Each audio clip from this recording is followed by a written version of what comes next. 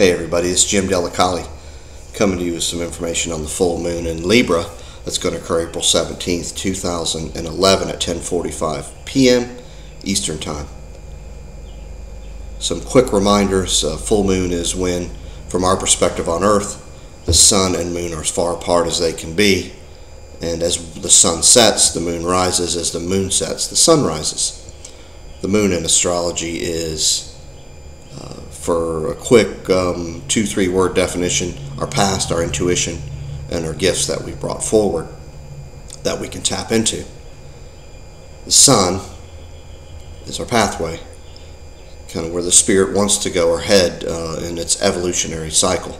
So as a full moon occurs, we can clearly distinguish between the full moon and the sun, being that they're so far apart in the sky. This leads to extremes. It also leads to a wonderful time to take action and move from the moon, your past, to the sun, where you want to go. Now, when it falls in Libra, Libra, as you know, the sign, energetically rules partnerships, balance, ease, fairness, trying to do the right thing, keep all parties happy, all parties involved, end up with something. You're always working on trying to keep the peace.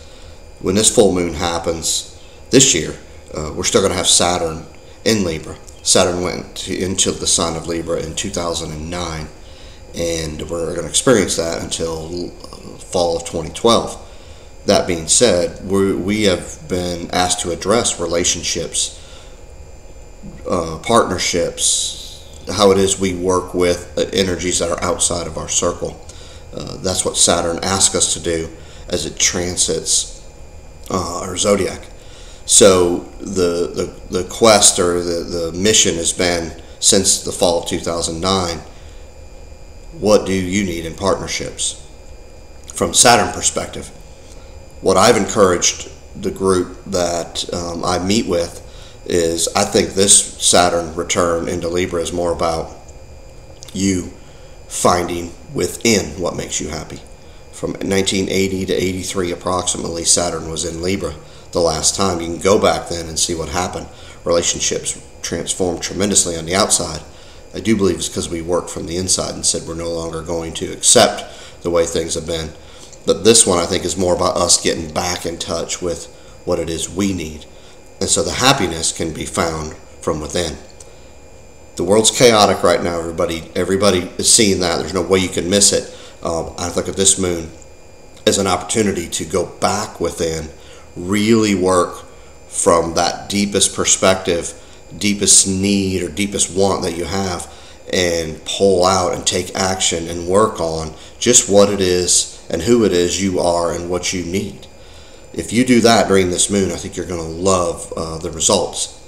Now, some planets that affected this moon and are affecting each other here that are going to have some influences. Neptune, for one, is going to be trine the moon, and in astrology a trine is ease.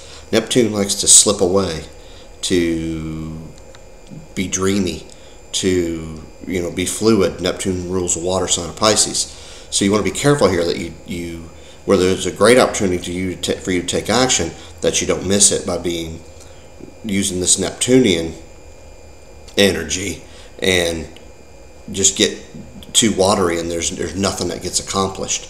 On the other hand, meditation will be extremely beneficial to you. Self-healing, feeling the depths of who you are and what you are, maybe what relationships have done to you up to this point, good and bad.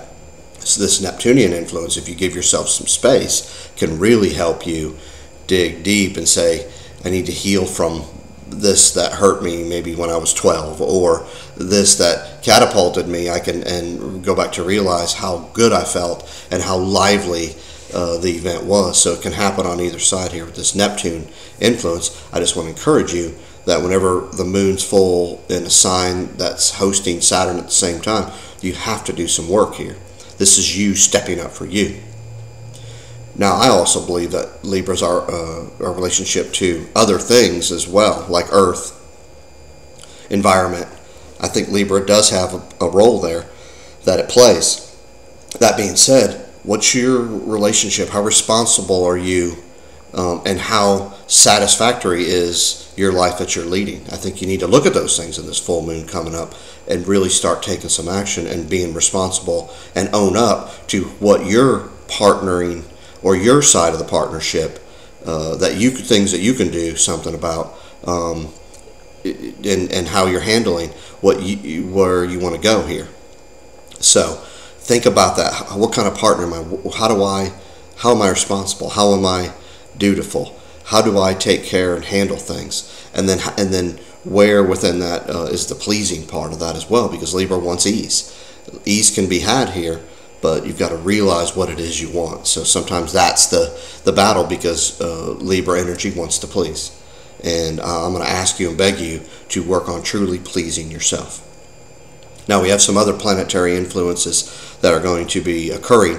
Obviously, we still have 5 planets in Aries, and there's a lot of newness coming on. That's why I think this moon is going to be very important for you to take the time to take action on what it is you want, what it is you need. As all these planets are in Aries, the sign of beginnings, we're being catapulted somewhere else. We don't know where we're going, but I think on this full moon time, if you take some action and step back and say, what is it that I want and need, and start really working towards those things, I think this will help guide you in where you're headed and where we're all headed.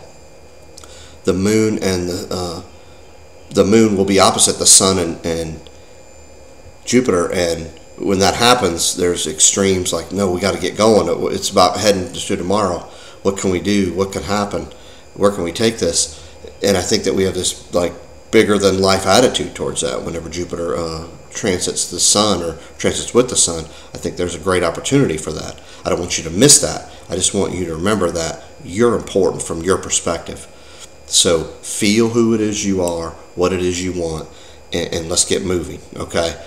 Because I want you happy. We need you happy here. The happier you are, the more conducive you are to things, that the more fluid you are, being in your own skin, relaxed, and knowing what it is you want, the more results I think that you'll be able to attain. Now, one more thing I'm going to add, Pluto is also going to be square, again, by sign, the Sun, Jupiter, Mercury, Mars, Uranus, and then those are all in Aries, and then it'll also be square Saturn and the Moon. That being said, this is karmic here. Pluto rules death for rebirth. So we're dealing with a lot of information, a lot of ugly things are being thrown at us. Sometimes we think it's too many, but I'm telling you, if we take this moon and work from within, I think we can start sorting this out here, because we're through that chaotic period to a very small degree, and we need to move this thing forward. So, questions, ypie2012.com, ypie2012.com.